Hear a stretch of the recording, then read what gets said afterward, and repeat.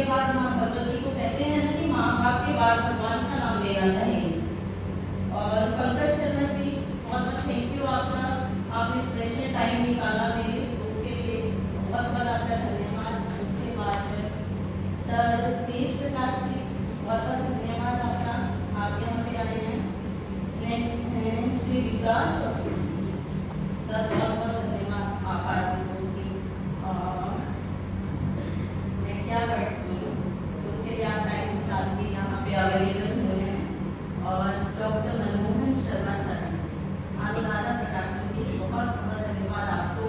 क्योंकि देखिए बुक को लिखना, अगर एक किताब को लिखना बहुत डिफिकल्ट है, बहुत मुश्किल है कि किस तरह से एक शब्दों को जोड़ के लिखा जाता है, तो उसको पब्लिश करना, उसको क्लियर करना, एक चीज की मिस्टेक्स को क्लियर करना भी कोई आसान नहीं है। जैसे हम इस बात को पब्लिकेशंस के टाइम पे पब्लिश करने के लिए जैसे शीट्स निकालना रूटीन में, ये कोई इजी नहीं है कि बार बार मिस्टेक्स ठीक कीजिए प्लीज, फिर ठीक कीजिए, तो ये भी एक बहुत पेशेंस का काम है। तो उसके लिए मैं मनमोहन शर्मा सर को और उसके स्टाफ को बहुत बहुत थैंक्स कहती हूँ। और उसके बाद ma'am doctor ma'am Amrita Gupta ji को मैं बहुत बहुत धन्यवाद करती हूँ। आज इस बुक की ओपनिंग सेरेमनी के ऊपर आप सब यहाँ पधारे हैं। उसके बाद आप सब यहाँ पे जो सब बैठे हुए हैं, ऑडियंस बैठे हैं, छोटे बच्चे जो मुझसे छोटे हैं उनको बहुत बहुत प्यार, और जो बड़े हैं उनको बहुत बहुत सम्मान। अब इस बुक के बारे में मैं आपको बताती हूँ कि ये यात्रा एक्चुअली मेरी यहाँ से स्टार्ट हुई। एक्चुअली मैं बहुत छोटी सी होती थी, मेरे फादर साहब आप तो इस दुनिया में नहीं है, लेकिन वो म्यूजिक के लेक्चरर होते थे और एक राइटर भी थे। वो काफी गजलें और काफी कुछ लिखा करते थे। तो कह लीजिए कि मैं बचपन से ही माता रानी को बहुत मानती थी। तो उनकी चार चार पंक्तियां आई थी, मैं 8-9 ईयर्स की होंगी या 7-8 ईयर्स से मैंने 2 लाइन्स 4 लाइन्स ये पंक्तियां माता रानी के ऊपर लिखनी स्टार्ट की, क्योंकि मैं उनको बहुत ज्यादा मानती थी। तो मेरे पापा कहते कि मैंने बोला कि आप अपनी पब्लिश करवाइए, थोड़ी समझ आई। तो वो कहते कि पहले मेरे बेटा की मेरी बेटी की पब्लिश होगी, तो उसके बाद मैं पब्लिश करवाऊंगा। तो मेरी यात्रा यहाँ से स्टार्ट हुई। जब बच्ची थी मैं तो माता रानी की लिखती थी, जब बड़ी हुई तो बाद में मेरी मैरिज हुई दिल्ली में, एक्चुअली मेरा जम्मू में जन्म हुआ। उसके बाद मैंने दिल्ली में पढ़ी क्योंकि मेरे फादर साहब जो है उनकी जॉब जम्मू में थी और मेरी मदर की जॉब दिल्ली में थी, तो पले बड़े हम दिल्ली में हुए। उसके बाद कहते हैं ना संजोग के ऊपर किसी का जोर नहीं, शादी मेरी पंजाब में हुई। दिल्ली से ही मैंने रहते हुए MD की है, मैं गोल्ड मेडलिस्ट हूँ और एक्यूप्रेशर अवार्ड चालू है। और कह लीजिए कि भगवान के किसी भी रूप में आप पूछ लीजिए भगवान को, चाहे आप अल्लाह बोल लें, चाहे आप गॉड बोल लें, चाहे आप वाहिगुरु बोल लें या आप शिव शक्ति बोल लें, तो मैं बहुत मानती हूँ भगवान को। कहते हैं ना कि माता रानी मेरी आत्मा में मन में बसी हुई है, तो शायद उनके आशीर्वाद से मैंने ये बुक लिखी है। मुझे 21 ईयर्स का एक्सपीरियंस है। और इसके अंदर क्या लिखा है, एक्चुअली एक्यूप्रेशर वर्ड को तो आप सब जानते होंगे कि एक्यूप्रेशर क्या है, लेकिन ये नहीं पता होगा, आई थिंक कुछ पर्सन्स को ये नहीं पता होता कि एक्यूप्रेशर में और क्या है। तो सिर्फ एक दबाने तक ही सीमित होता है कि उनकी दबाव देके प्रेस करके उसका ट्रीटमेंट दिया जाता है, लेकिन एक्यूप्रेशर के अंदर बहुत कुछ है। जिस तरह से हमारी कोई भी साइंस है उसके अंदर हमारी एनाटॉमी तो सेम होती है, लेकिन जो ये ट्रीटमेंट है जो मैंने लिखा हुआ है, तो जो एक्यूप्रेशर प्योर मेरिडियन, ये हमारी बॉडी की मेरिडियंस के ऊपर ट्रीटमेंट दिया जाता है।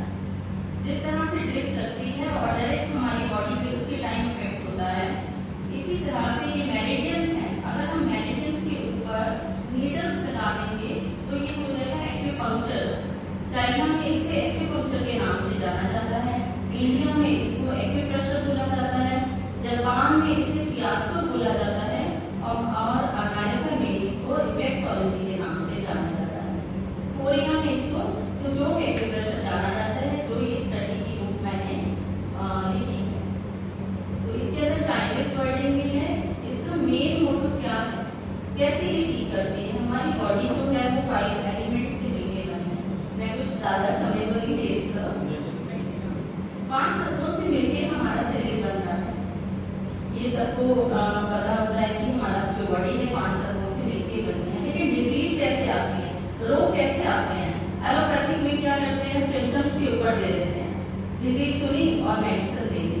एक्चुअली क्या है कि जब हमारे शरीर में इन पांचों तत्वों में से कोई एक भी एलिमेंट, कोई एक भी तत्व डिस्टर्ब हो जाता है तो हमारे शरीर में रोग पैदा होने लग जाते हैं। अब देखिए पानी है, वाटर एलिमेंट है, ये सारा इसमें बताया गया है।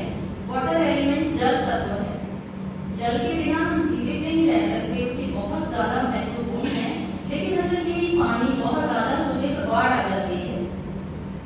इसी तरह से बॉडी के अंदर अगर वाटर एलिमेंट ज्यादा हो जाता है तो एडिमा की प्रॉब्लम आ जाती है, बॉडी में स्वेलिंग आनी स्टार्ट हो जाती है। इसी तरह से 5 एलिमेंट्स के ऊपर भी सारी डिटेल दी गई है और हमारी बॉडी के 7 चक्रास के ऊपर दी गई है। अब देखिए हमारी बॉडी के 4 वाइटल जो मेन ऑर्गन्स हैं हमारे, वो बोलते हैं कि अगर ये चारों को आप हेल्दी रख लोगे तो मैं कोई बिग डिजीज नहीं आने दूंगा। लेकिन हम उनकी बात नहीं समझ पाते, हम सुनाई नहीं देते कि लीवर क्या बोलता है। हम फ्राइड फूड खाते हैं, अपनी टेस्ट देखते हैं, लेकिन लीवर की डाइट है बॉइल फूड। लीवर बोलता है कि मुझे बॉइल फूड दे दो, मैं आपको कोई प्रॉब्लम नहीं आने दूंगा। लेकिन हम लोग अपना टेस्ट देखते हैं, हम उसको बॉइल फूड नहीं देते। अगर बीच में 2 टाइम्स भी हम अगर कोई बॉइल फूड ले लेंगे, चाहे पोटैटो ले लें या कुछ भी ले लें, तो हमारा लीवर हेल्दी रहेगा। 4th ऑर्गन आ जाता है, देखिए 1st ऑर्गन में ही लीवर में मैं थोड़ा सा भूल गई। अब लीवर का कनेक्शन आइस के साथ कैसे है? कई लोग पूछते हैं डॉक्टर आइस से लीवर का कनेक्शन कैसे हुआ? जब किसी को जॉन्डिस होता है ना, पीलिया होता है, तो वो आंखों से ही दिखना जाता है और उनका ओटीपीटी बड़ा होता है। लीवर में खराबी होती है तो वो आइस में शो होता है। अब सेकेंड ऑर्गन हमारा आ गया किडनी, जो कहते हैं कि अगर आप पानी ज्यादा पियोगे तो मैं आपको बीपी इश्यूज नहीं आने दूंगी। लेकिन हम क्या करते हैं, पानी ज्यादा नहीं पीते, हम कोल्ड ड्रिंक्स ले लेते हैं, हम जूस ले लेते हैं, हम फैटी फूड्स कुछ भी ऐसे डाइट्स ले लेते हैं, लेकिन हम किडनी की बात नहीं सुनते, तो स्टोन होने लग जाते हैं, है ना। तो ये 4 चीजें, ये सेकेंड ऑर्गन का। थर्ड है लंग्स। लंग्स बोलते हैं कि अगर आप अर्ली मॉर्निंग मेरे को एटलीस्ट 15 to 20 मिनट्स ले चले 4 to 5 AM के बीच में, आप ब्रिस्क वॉक कीजिए या ग्रास के ऊपर आप चले तो ऑक्सीजन लेंगे तो लंग्स हमें कोई बिग डिजीज नहीं आने देंगे। लेकिन हमसे उठा नहीं जाता सुबह, हम कहते हैं हम 3-4 बजे नहीं उठ सकते हैं, है ना। तो इसलिए हम लंग्स की भी नहीं सुनते, तो क्या होता है, चेस्ट इश्यूज आते हैं, ब्रीथिंग ट्रबल्स आते हैं। और 4th ऑर्गन है हमारी स्किन। स्किन कहती है मुझे साफ रखो, मैं कोई स्किन डिजीज नहीं आने दूंगी। लेकिन हम लोग क्या करते हैं, चलो 1 2 डे स्किप कर देते हैं, ऑयल नहीं लगाते। तो इस तरह से अगर हम अपनी बॉडी को साफ नहीं रखते तो ये 4 ऑर्गन्स की हम बात नहीं सुनते, तो हमारी बॉडी में और प्रॉब्लम्स आती हैं। अब ये बात तो थी ऑर्गन्स की। अब इन्हीं की मेरिडियंस होती है हमारी बॉडी के अंदर। 12 और 2 एक्स्ट्रा मेरिडियंस होती है, 40 मेरिडियंस होती है हमारे पूरे शरीर के अंदर। ACS के अकॉर्डिंग जो हमारा TCM है उसके अकॉर्डिंग हमारी जो मेरिडियंस हैं चाइनीज थेरेपी के अकॉर्डिंग 14 मेरिडियंस हैं। LU for lungs meridian, LI for large intestine, S for stomach. इसी तरह से LU for lungs short form में है। ऑर्गन्स को मेरिडियंस का नाम दिया गया है। A for kidney, UB stands for urinary bladder. अब वाटर एलिमेंट का रिलेशन किससे है? मैंने ये तो बताया आपको कि अगर ज्यादा हो जाता है तो बाढ़ आ जाती है और बॉडी में बढ़ जाता है तो एडिमा हो जाता है, स्वेलिंग हो जाती है हमारी बॉडी। लेकिन यूरिनरी ब्लैडर और किडनी से इसका रिलेशन है, तभी कहते हैं कि पानी ज्यादा पियो और स्टोन नहीं बनेगा। तो ये ज्यादा टाइम मैं नहीं लेना चाहती क्योंकि और भी गेस्ट हैं, उन्होंने वो बोला है। आप बताइए बात की जानकारी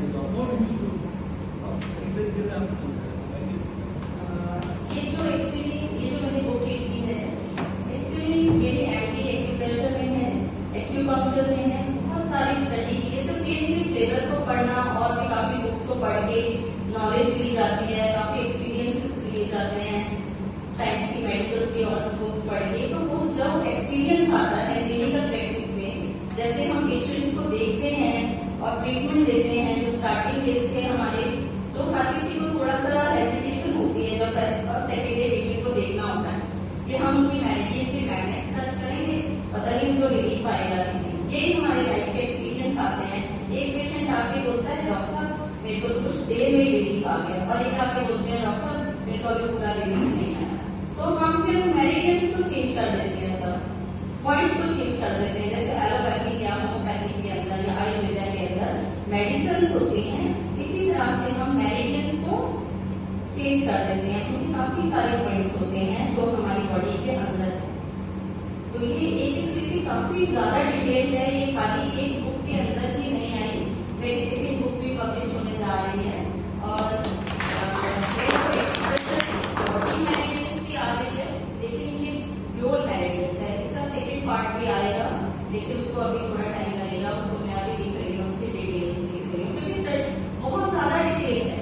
अगर हम सोचे कि एक बुक में या दो बुक में अगर मैं सारा दिन भी बोलना चाहूँ तो वो उसकी एक्सप्लेनेशन डिटेल प्रॉपर है, समय में नहीं दे सकती। बहुत ज्यादा इंटरनली डेप्थ की स्टडी है, लेकिन कुछ इजी वेज में मैंने लिखा है जो कि सिर्फ डॉक्टर्स ही नहीं, थेरेपिस्ट ही नहीं, स्टूडेंट्स और जो मेडिकल साइंस से रिलेटेड नहीं है वहाँ के हैं, वो भी कोई भी इसको पढ़ेगा वो इजीली समझ आ जाएगा, क्योंकि मेडिकल वर्डिंग के अलावा मैंने इंग्लिश हिंदी दोनों में इसके अंदर लिखवाया है, तो बहुत इजीली समझ आ जाएगा। और मेरी ईमेल इसमें दी गई है, अगर किसी को